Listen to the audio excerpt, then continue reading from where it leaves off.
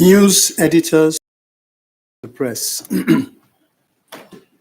The Monetary Policy Committee, MPC, of the Central Bank of Nigeria, CBN, held its 301st meeting on July 21st and 22nd, 2025, to review recent economic and financial developments and the outlook. All 12 members of the committee were in attendance. Decision of the MPC. The committee decided to maintain the current monetary policy stance and hold all policy parameters constant as follows. 1, retain the monetary policy rate, MPR, at 27.50%.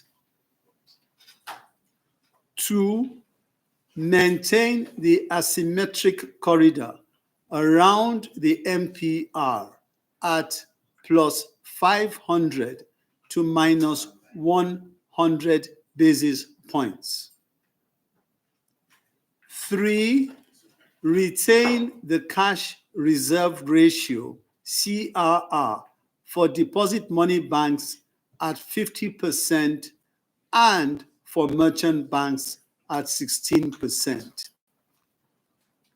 And 4, keep the liquidity ratio unchanged at 30%.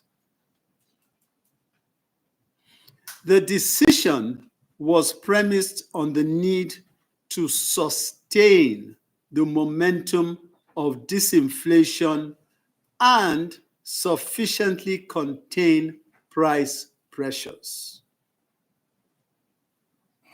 Maintaining the current policy stance will continue to address the existing and emerging inflationary pressure. The MPC will continue to undertake rigorous assessment of economic conditions, price development, and outlook to inform future policy decisions. Considerations. The committee acknowledged the decline in headline inflation in June 2025, the third consecutive month of deceleration. This was largely driven by the moderation in energy prices and stability in the foreign exchange market. Despite these positive developments, members observed the uptick in month-on-month headline inflation, suggesting the persistence of underlying price pressures. The continued global uncertainties associated with the tariff wars and geopolitical tensions could further exacerbate supply chain disruption and exert pressure on the prices of imported items.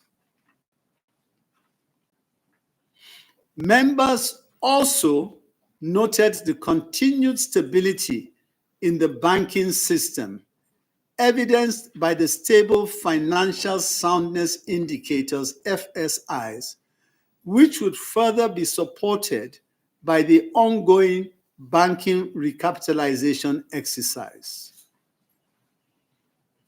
The MPC noted that 8 banks have fully met the recapitalization requirements, while others are making progress towards meeting the deadline.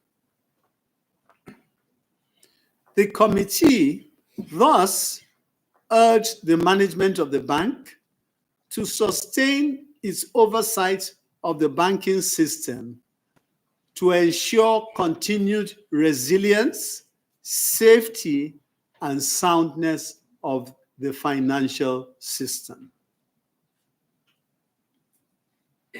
Price and other developments. Headline inflation year on year declined to 22.22% in June 2025 from 22.97% in May, primarily driven by the moderation in energy prices, especially cooking gas, wood, charcoal, and diesel. Food inflation year on year, however, rose to 21.97% in June 2025 from 21.14% in May, attributed mainly to the increase in the cost of processed food. Core inflation, that is, all items less farm produce and energy, also increased to 22.76% in June 2025 from 22.28% in May, reflecting an uptick in the cost of information and communication, housing and utilities, and personal care and social services.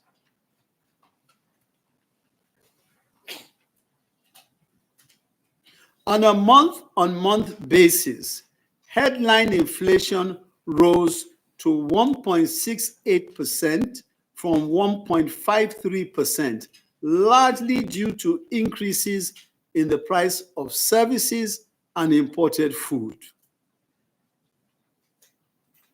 The committee acknowledged the efforts of the federal government in improving security and its impact on food production. Members thus urged the government to continue its support towards timely provision of high-yielding seedlings, fertilizers, and other critical inputs for the current farming season. The MPC also noted the sustained stability in the foreign exchange market, accentuated by improved capital flows, earnings from increased crude oil production, rising non-oil exports, and significant reduction in aggregate imports.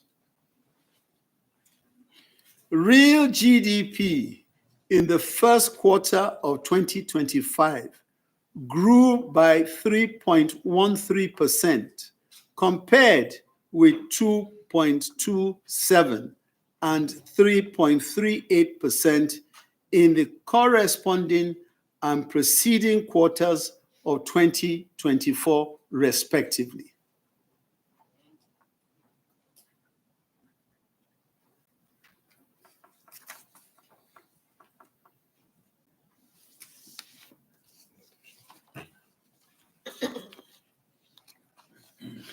In addition, recent data on the Purchasing Managers' Index indicates that the Nigerian economy remains on an expansionary path.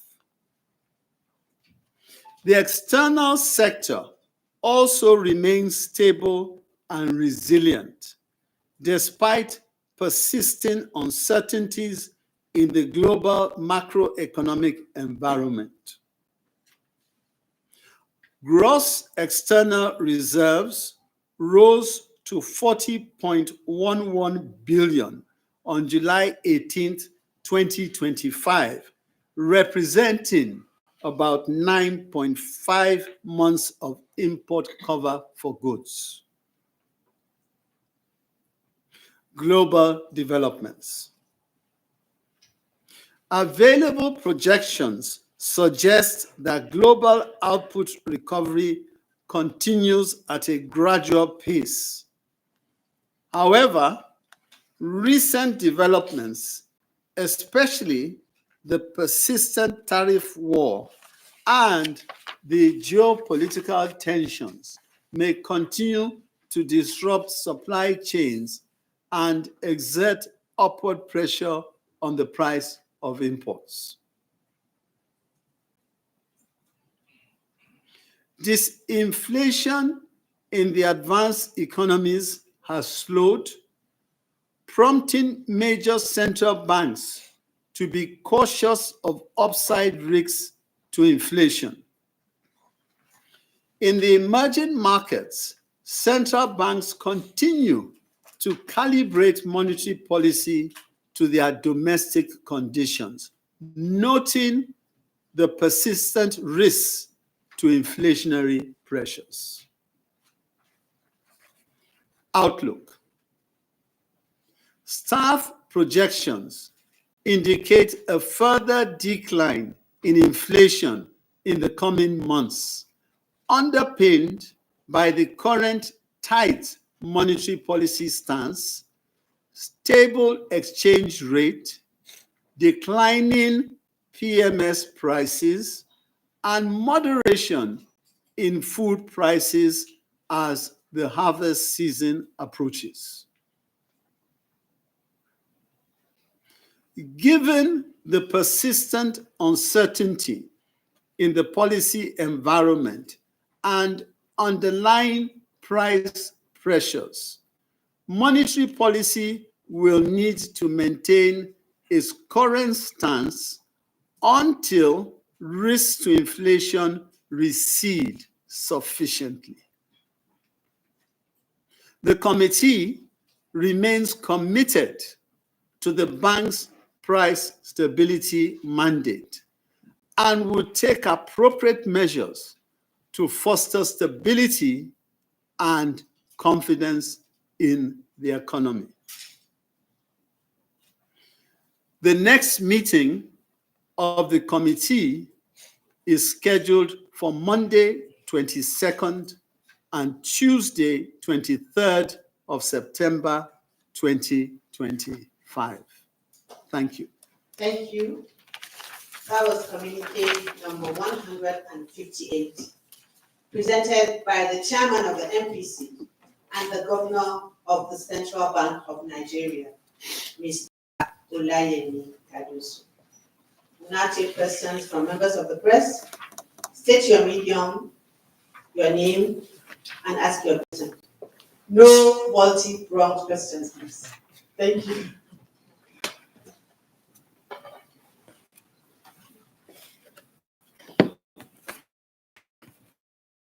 Good afternoon, Mr. On the monetary side of the economy for some of its reforms in the last 2 years. Would like to know what your assessment of that is, and then if you have recommendations as well. What their findings. Thank you.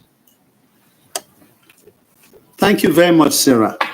And I know that Channels has been covering these matters for many years, way before I came into this seat. But for the benefit of our viewers, I think it may be important to say something about why the Article 4 of the IMF is important.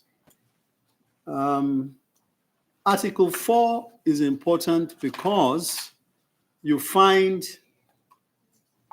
the IMF is considered a credible institution. And whatever the IMF says, what it comes out with, potential investors are interested. Many take a cue from that in making their decisions. And by the way, let me not restrict it to the IMF alone. There are other institutions that on a regular basis Perhaps you may argue not as rigorously and in depth as the IMF would do, but there are other institutions that do similar things. For example, you hear regularly of the rating agencies. The last one that did something on Nigeria, to the best of my knowledge, is Moody's. And they really had stayed away from looking at this for a while.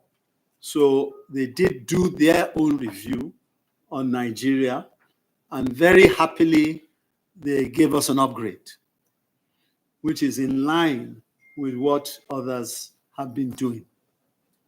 Again, to re-emphasize, these are the things that potential investors take a cue from. It's very important to them. Now, I would say that the findings of these institutions are really not dissimilar.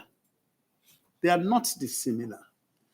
There's a feeling that the Nigerian authorities have taken bold, transformative measures to help to properly reposition the macroeconomic fundamentals of the country.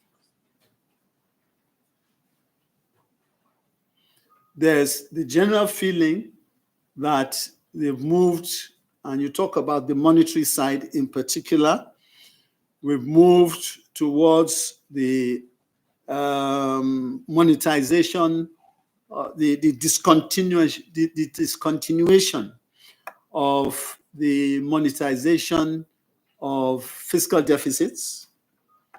The foreign exchange market is working a lot better and more smoothly, with the result of which it has encouraged inflows into that market. Of course, reference is constantly being made to the fact that Nigeria has moved away from the very difficult situation where there were subsidies on the foreign exchange and, I beg your pardon, on the fuel subsidies, on the fuel side. And of course, reference is made to the fact that these measures, painful though they may be, have resulted in stability in the foreign exchange market. There's positivity with our trade surplus, and it has restored investor confidence. So I think those are all things that have been able to demonstrate, okay, across the board, not just with the IMF, but across the board, that the policies that we have embarked upon are bringing out results, and that inflation is gradually coming under greater control. And very importantly, Nigerians are having greater confidence in their own currency. I was quite struck in having a discussion with somebody just yesterday, and he showed me a dialogue that he had with his travel agent, where he was owing the travel agent some money, and the travel agent said, please, I know you normally give me my money in dollars, but I'm very happy to take it in naira. Those are the things that are happening across the board. You all, as members of the press, have been covering these activities for a very long time. A lot of what you see going on now is transformational, and they are here to stay. The differences that we had between the parallel market rate and the official rate, you can all see it yourselves. Some of the banks are now allowing you to use your Naira card when you travel. Those things are here to stay. They are not a short-term measure. They are here to stay. And as I said, as more and more of vigilance, transparency, rebuilding trust, I'm very, very confident that we can only but have an improvement in the positive signals that we have seen coming out and that the IMF and others are also noting. You spoke about recommendations, and yes, there are recommendations, okay, for us to, of course, build more resilience. In other words, you may be here today, but you have to ensure that you're building sufficient buffers for uncertainties into the future. There's also the recommendation to ensure that you stay the course, that you do not start something that you cannot finish. And of course, we will not do that. And I know many of you have heard me say that severally. We will not do that. We will ensure that that collaboration that is necessary to reduce uncertainty, because let's face it, nobody likes to invest in places where there's potential to lose money. They come in where the environment is enabling. And we have to be consistent in all our policy thrusts and all the things we do to give the confidence to the outside investing public and, of course, to Nigerians as well.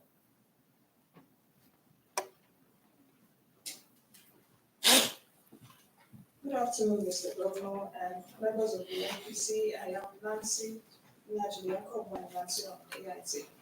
My question to you, Governor, is around the year-on-year headline inflation, which you referenced earlier, easing marginally from about 22.97% to 22.22% in June. However, we're seeing that the month-on-month, which you also acknowledged, accelerated to 1.68% from 1.53%, suggesting that there's still that persisting underlying price pressures. So my question now is, how is the central bank recalibrating its monetary policy toolkit to ensure that the disinflation trend that we're seeing is not just statistical, but structurally sustained? Thank you, Governor. Thank you, and it's a good question. Let me first start off by saying that at the central bank, we recognize that our policy toolkit is working. Therefore, inflation is coming down. However, we also recognize that our goal is to ensure that we get to single-digit inflation. So much as it is coming down, we're still determined to ensure that we bring it down to single-digit. So I want to say that up front. Let us also remind ourselves a little bit about where we're coming from, because I think it's very important to put the proper context and for us to understand where we're coming from, that will give a good view, a better view of where we're going to. We are coming from a situation of enormous money supply. Enormous money supply. And I've spoken about this in different fora. I've spoken about the huge injections that went into our economy from ways and means, unprecedented and probably difficult to find any other place to compare it with. I've also spoken about the huge intervention injections that went into our economy and still, quite frankly, are with us. Those things are of such a proportion that they just simply do not disappear overnight. So those are some of the challenges that we have to cope with. And that is why our response to this is that we are, of course, operating a very tight monetary situation. We have absolutely no choice but to do that. It's at a cost, but it needs to be done. If we are going to achieve the single-digit inflation rate I spoke about earlier, these are part of the measures. In addition to that, I want to say that there are upsides and positives that will complement the work of the central bank. For example, we are aware that for a while, there have been issues with respect to revenue coming in from the oil and gas side. Now, there are very, very positive shoots coming out on that. We see that the NMPC has, for the first time since January of this year, has published the fact, we've been made aware of the fact that we are meeting our OPEC quota. That's very good news. It's very good news. And it all adds to the very, very, very positive trajectory ahead. Of course, there's also greater transparency with respect to NMPC and its earnings, and of course, it coming in to the to its account and to the monetary authorities. I saw something on television just before I came in here where they were publishing their monthly profit. That's also very encouraging. It's very encouraging.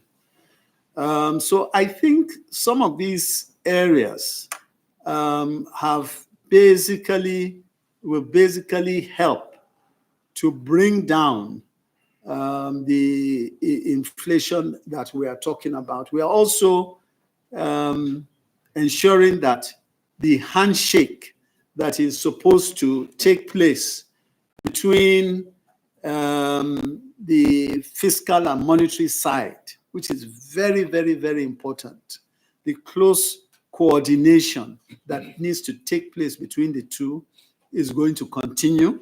And I was privileged again to have been called on to address the NMPC's first retreat, in which we had very, very useful discussions, and which I believe show for greater collaboration as we go along. We will continue to use our tools, the MPR, the CRR, ensuring that the foreign exchange market works efficiently. We are going to continue to do that, and you can rely on us for that. And of course, the inflation expectations, we will manage them in such a way that we are as transparent and open as possible, so that people understand, the various publics understand where we are heading to. But in summary, we are determined to ensure that we use all the different tools at our disposal to bring down inflation to single-digit levels.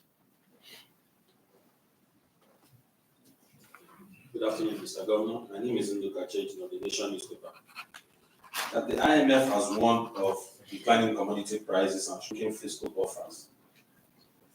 And as structural factors like food, supply shocks, and high energy costs continue to drive inflation, how is the central bank positioning itself to mitigate the external shocks while also working with key stakeholders to address these challenges? Okay, thank you very much. Again, back to the issue of prices.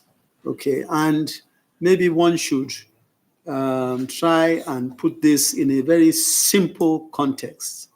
Now, obviously, when they're talking about prices, they're largely referring, I take it, to oil prices. Okay, and how do we create buffers in case oil prices diminish? as far as I can see, the downside is yes, oil prices may diminish, and they've been volatile, as we've all seen, for reasons that are beyond everybody here. Okay. International uncertainties, which we all know. Now,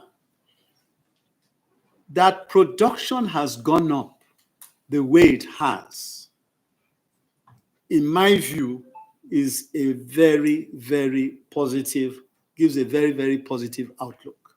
It gives a very, very positive outlook. And we are hearing double-digit figures for some of the concessions that are going on. We're hearing double-digit figures relative to when they were acquired. And that is happening in a relatively short space of time. So to my mind, that, which could be a combination of efficiency as well as tighter control around security, has beefed up production. I was saying earlier on that we have reached our benchmark for OPEC ceiling, and there's positivity looking forward. So I think that as far as that is concerned, I believe those things have the potential to more or less moderate themselves. I would also say that we have done a lot to diversify our base. And it's something I've spoken about numerous times to various audiences. And I don't want any of you to underestimate the contribution that we get from the diaspora remittances. I'm also so proud to say, because at the time we started this journey and we recognized the need to diversify our reserve base, we were at nowhere. We were at nowhere. And relative to the significant gains we are making today, we have a lot to be proud about. I know in particular that now that we have introduced the non-resident BVN, you will see the game changing. You will see the game changing. Now the diasporans can open their accounts from the comfort of their homes, and they can transact with banks. And if many of you are paying attention, you'll find that the banks have started the process of advertising. So we have done what we should do, which is act as a catalyst to ensure that this happens. And it is happening. It is beginning to happen. Believe me, the numbers are showing us it is beginning to happen. Okay. And I believe that if we continue in that trajectory, we will have absolutely no cause to worry. The issue, uncertainties and all that. Because all these were able to create better as at today. And also, for all of you who may have forgotten, if you recall, more recently, when there was turmoil in emerging markets as a result of the threats of using tariffs, okay, which became a misnomer in the environment, a lot of the emerging markets currencies suffered, they tanked, as did not. We held steady. So I think we are getting to a stage where the numbers will begin to speak for themselves. I may not have to say too much of this any longer. The numbers themselves will tell you exactly what is going on.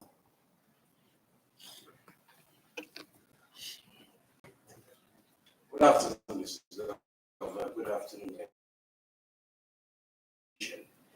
Suggested addition on this. Nations of business across the sectors from industry to service to agriculture. Okay. Does not by any means represent. What we see is the fact that, yes, there's been an increase in input, okay, which some may feel could result in an increase in inflation. And that would be the conventional thinking easily. However, in this particular case, what we find has happened is that the increase in input has been absorbed by the manufacturers themselves, by the state, by the actors themselves.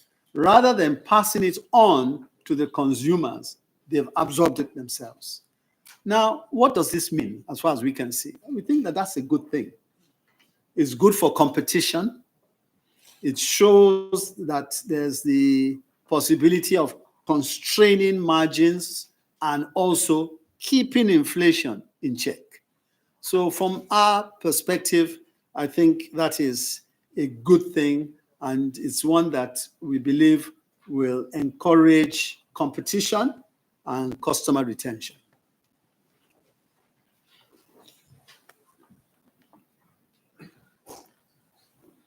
Thank you, Mr. Governor. My name is James Emejo with this day.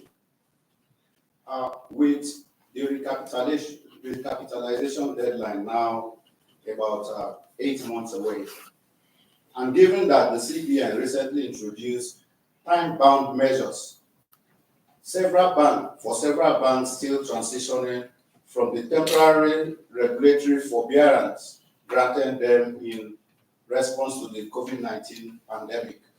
Could you provide an update on the status of the exercise? And how would you assess the strength and resilience of institutions under your regulatory purview? Many thanks, Mr. Governor. Thank you very much. Let me say that already 8 banks have surpassed the minimum required. 8 banks have surpassed the minimum required. And let me also say that in addition to that, we have 1 bank that has raised a significant amount of money on the London Stock Exchange. That clearly is a reflection of the way that the international investors view the banking system. And I was, again, very privileged to have a conversation with a good number of them about 3 or 4 weeks before this listing took place. And really and truly, a lot of interest, I must say, a lot of interest internationally on putting money on the Nigerian financial system. A lot of interest. The key thing is that we, as regulators, will continue to play our part to ensure that the system and the players and the actors continue to do what we are doing, creating resilience, creating buffers, and of course, playing by the rules, because that is so important for those who are looking to invest, that they can believe and they trust in you. Now, it's important that I say this because you have to understand that people that put in so much money in investments don't do so lightly. They are rigorous in the way they examine the financials, in the way they look at the industry, in the conclusions they draw. So it's beyond just the governor of the central bank said this, or the IMF and the rating agencies say that. They themselves do their own extensive and rigorous look at the situations, because they, again, unlike others, they are looking at so many different countries, and nobody wants his money to go down the tubes. So in spite of everything, in spite of the difficulties that Nigeria may have had over the past 3 years or so, there's a recognition that we've walked out of that, and that we are now fit for investment by the international community. This is very, very important. The steps we've taken, okay, are temporary ones. And with respect to forbearances that you refer to, they are all temporary ones, and really and truly are in line with Basel requirements all over the world. It's nothing that is unique to Nigeria. Absolutely nothing unique to Nigeria.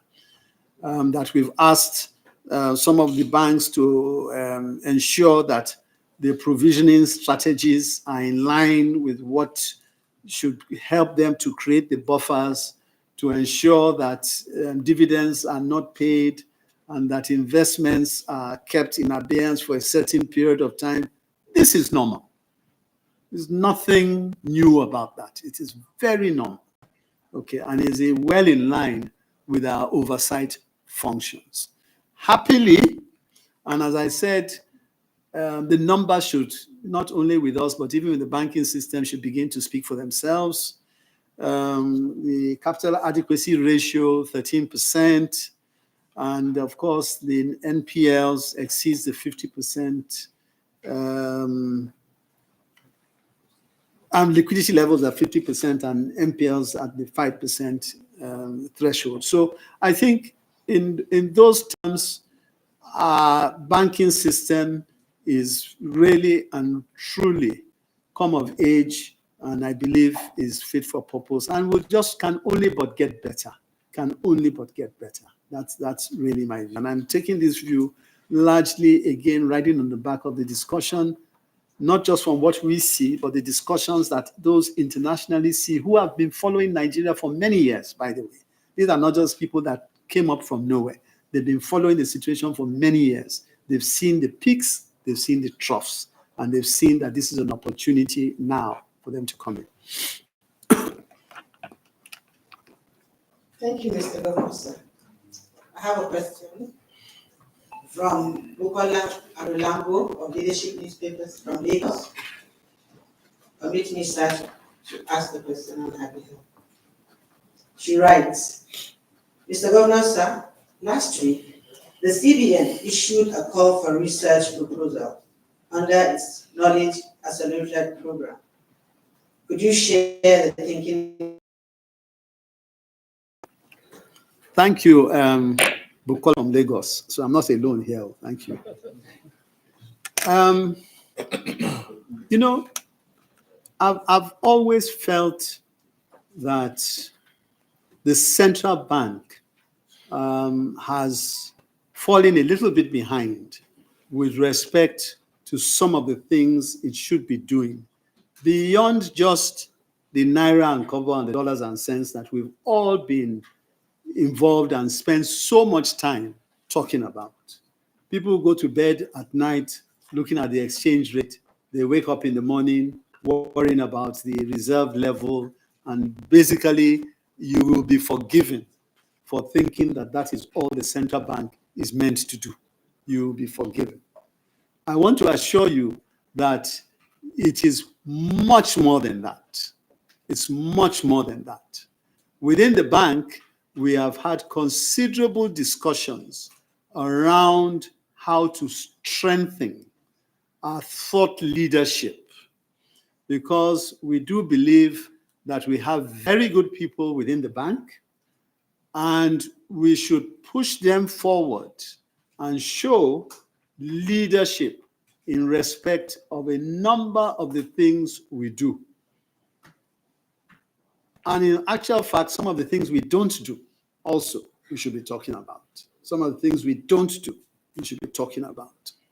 So the whole idea is not just to leave it to the internals, but also to carry people along as we are going through, so that we find ourselves in a position where we're able to get a cross-section, a reasonable cross-section of people's perspectives. And that all, in our view, helps to strengthen the capacity of a bank like Central Bank, which is key and fundamental to the way the Nigerian state its economy turns out. It is fundamental. And it's not just what we put out. There are other things that are ongoing as well. We're looking to how to strengthen and improve the various channels we have internally for debate, the various channels we have for capacity building, for people to express themselves, for people to challenge particular issues. All those are ongoing. And as we go along, it will even extend to more things. Like, for example, we're looking at the whole relationship between the payments side, the fintechs, okay, and how they impact the financial system, some of them doing extremely well. How can we aid and support them? Okay, we need to have conversations around that. Of course, we are also very mindful of the role that the central bank should play as a dominant organization on the sub-region. Okay, so the list goes on and on and on. So my answer to you on this is, please watch that space. You'll be hearing a lot more from us at the central bank, a lot more. We'll be moving from how you may have traditionally been seeing us over the past few years as that of, oh, let me go and sort myself out with naira and kobo and dollars and cents. And I remember when I took over, I said, people will no longer need to know anybody in the central bank to get their job done. I say it again, you will not need to know anybody in the central bank to get your job done. I think we're already moving in that direction. And that is why we even encourage many of the customers that come here that belong to the banks to go back to the banks. Don't come here because there's nothing for you here. You don't need to be here. There's nothing to sort you out here for. Nothing. Okay. But in terms of those who want to have debate, have discussion, raise the bar in terms of policy, you'll see more of that coming out from the central bank. That's for sure. Thank you. Thank you, Mr. Governor, sir, Chairman of the MPC and Governor of the Central Bank of Nigeria. This brings us to the end of this press briefing. Thank you all for coming, and see you in September. Good. Thank you.